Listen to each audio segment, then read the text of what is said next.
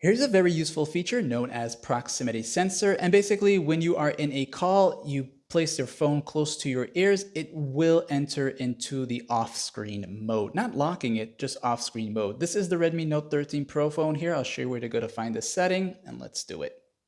Two things to note, make sure you're using this default phone app dialer where my thumb is pointing, and this is the Chinese model with a global ROM installed on it. So you'll have these features here if you have that exact model. Now go into the settings of the phone app itself. And to do this, you'll see the settings right here. Tap on that one time, and it'll take you to the phone app settings. Now I want you to go to where it says incoming call settings.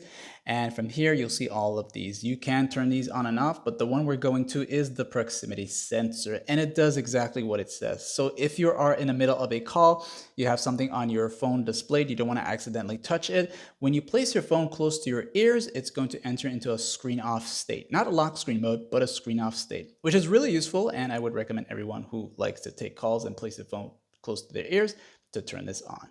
Like and sub.